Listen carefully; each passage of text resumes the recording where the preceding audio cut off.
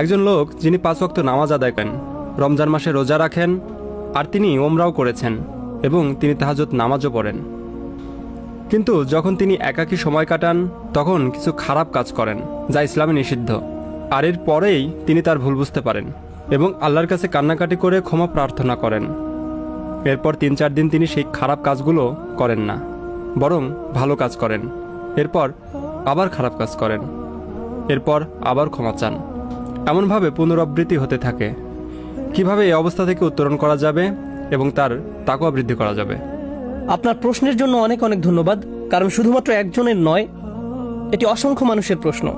অনেক ধন্যবাদ আপনাকে। খুবই বিচক্ষণতাপূর্ণ প্রশ্ন, মাশাআল্লাহ। আমি এই ব্যাপারটিতে বলার চেষ্টা করছি এবং এই ব্যাপারটি নিয়ে আমি অনেক অনেক বক্তব্য দিয়েছি।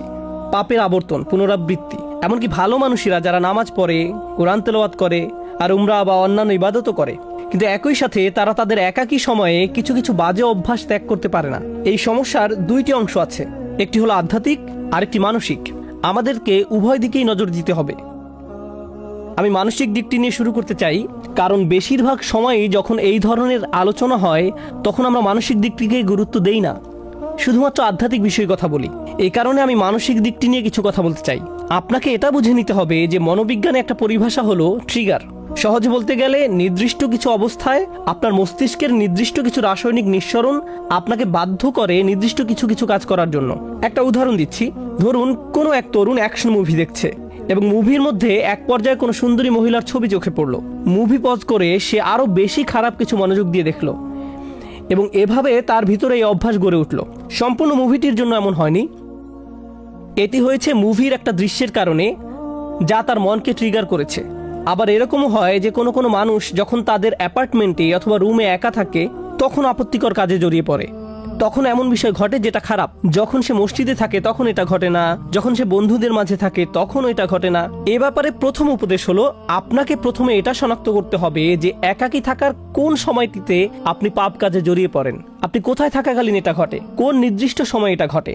আর আপনি যদি এই সমস্যা ঘটার স্থান, সময় এবং পরিস্থিতিগুলোকে শনাক্ত করতে পারেন তখন আপনাকে এই পরিস্থিতিগুলোকে পরিবর্তন করার চেষ্টা করতে হবে। আপনি একজন যুবক, ইন্টারনেটে যেসব খারাপ জিনিস পাওয়া যায় তা নিয়ে যদি আপনার সমস্যা থাকে, অর্থাৎ আপনি যদি ওই সকল বাজে জিনিস দেখার অভ্যাসে থাকেন, তাহলে আপনার ল্যাপটপ, মোবাইল রান্নাঘরে রাখুন, যাতে আশেপাশে আপনার মা, আপনার বাবা সবসময় চলাচল করেন। এগুলো আপনার রুমে রাখবেন না। আর অভিভাবকদেরকে বলছি, ঘরের মধ্যে এই জিনিসগুলোকে দৃশ্যমান স্থানে রাখুন। এগুলো আমাদের সন্তানদেরকে ধ্বংস করে দিচ্ছে। এখন আসুন এই সমস্যার আধ্যাত্মিক দিকটি আলোচনা করি। মানুষের জন্য এটা স্বাভাবিক যে সে তওবা করবে এবং পুনরায় সেই পাপ করবে, কারণ আমরা খাত্তাউন। আল্লাহ রসুল সাল্লাল্লাহু আলাইহি সাল্লাম আমাদের বৈশিষ্ট্য বর্ণনা করছেন, খাতিউন নয়, কুল্লু বানি আদামা খাত্তাউন। আর খাত্তা হলো সিগাতুল মুবালাগা, যা দিয়ে অতিশয্য বুঝায়। সহজ ভাষায় এর অর্থ হলো এমন ব্যক্তি যে ভুল করতেই থাকে, ভুল করতেই থাকে, ভুল করতেই থাকে। যেমন খাব্বাজ রুটি বানাতেই থাকে, খাত্তা বারবার ভুল করে যেতেই থাকে। এরকম ঘটতে পারে, এটা অনিবার্য যে কিছু পাপ বারবার ঘটে থাকে, এরকম ঘটতে পারে। কিন্তু যদি আপনার মনের কোণে এরকম কোনো চিন্তা থাকে যে মুহূর্তে আমি তওবা করছি 3 সপ্তাহ পরে তো সেই পাপটি আমি আবার করবই, যদি আপনার মনের কোণে এই ধরনের কোনো চিন্তা থাকে, তাহলে লাইসাতিত তাওবাতু লিল্লাযিনা ইয়ামালুনা সাইয়্যাত, তওবা এমন ধরনের লোকদের জন্য নয় যারা নিয়মিত খারাপ কাজ করে। আল্লাহ বলেন, ওয়ালাম ইউসিররু আলা মা ফাআলু, তারা নিজেদের কাজকর্মের জন্য হঠকারিতা প্রদর্শন করে না। অন্যভাবে বলতে গেলে আপনাকে একনিষ্ঠভাবে জেনে বুঝে মৌখিক প্রতিজ্ঞা করতে হবে যে আমাকে এই কাজটা বন্ধ করতেই হবে। এরকম না যে আপনি একবার কান্নাকাটি করলেন, এরপর আল্লাহর কাছে বললেন আমি অত্যন্ত দুঃখিত, আমি বিশ্বাস করতে পারছি না যে কাজটা আমি করেছি, আর আবার একই কাজ করেন।